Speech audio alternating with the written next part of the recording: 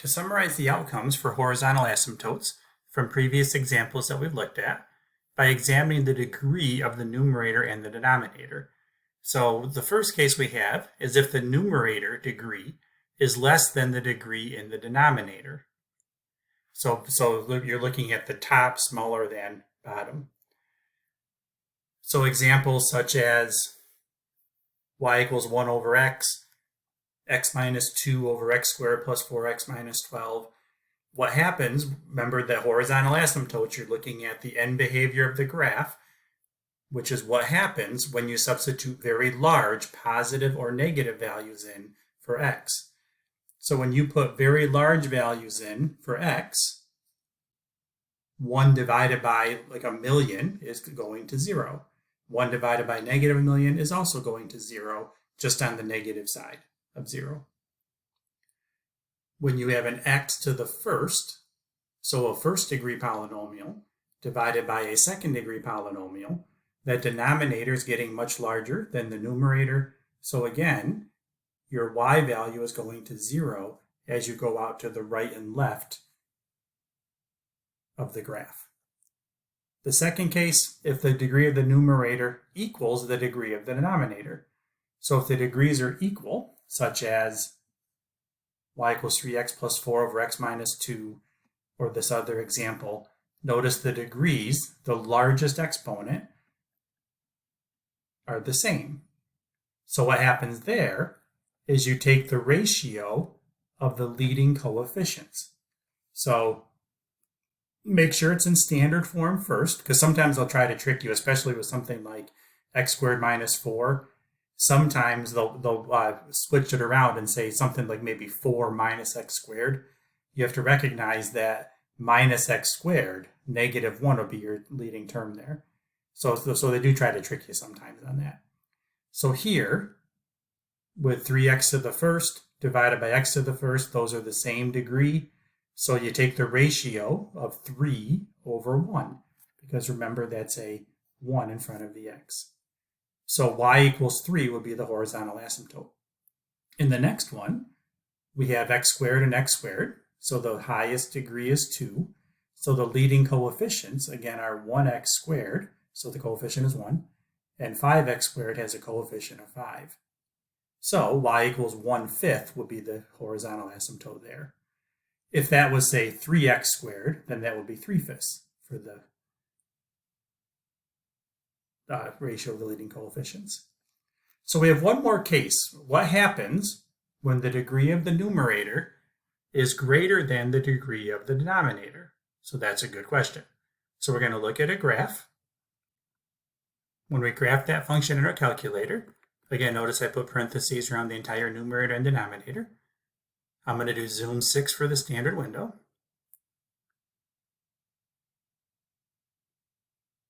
Okay, and this is a good example because we notice what happens here.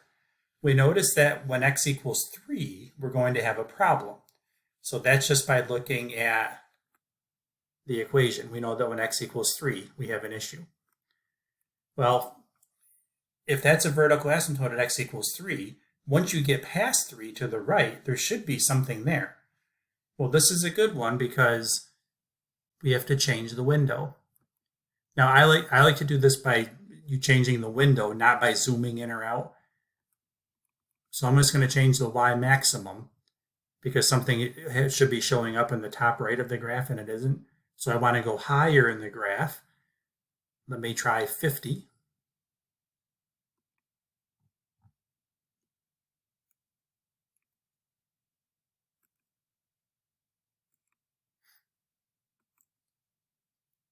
And then I'll press graph. And there we get the other part of the graph starting to show up. Let me put a larger number in.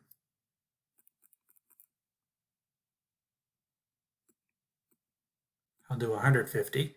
Let's graph that and see what happens. Now notice it's kind of distorting the bottom of the graph.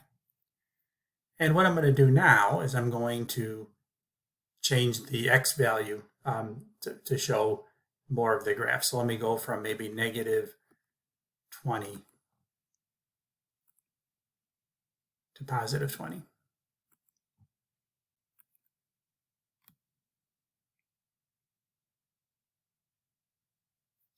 Okay, I'm also going to make the y value lower so I can see some more of this bottom graph because that got distorted.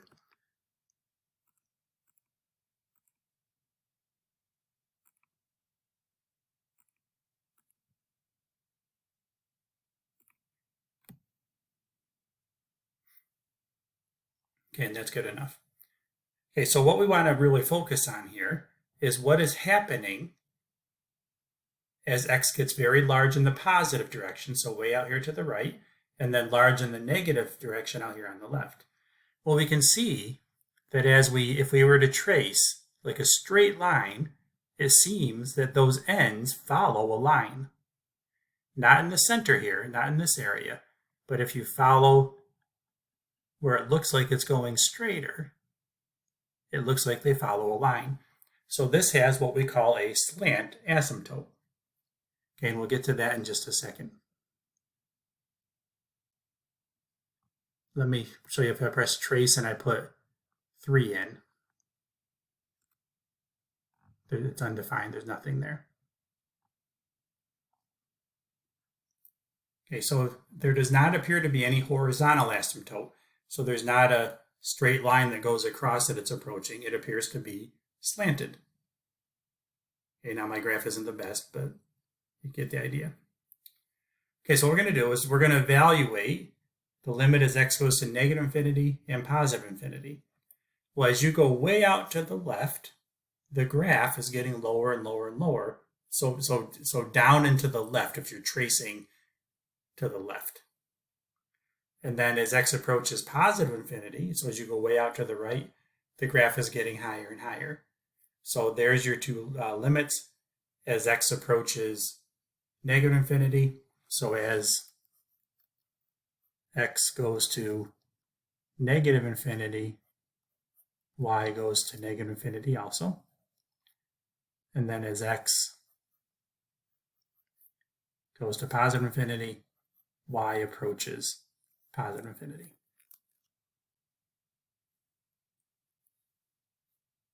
Okay, so when the degree of the numerator when the degree of the numerator is greater than the degree of the denominator, we get non-horizontal end behavior asymptotes.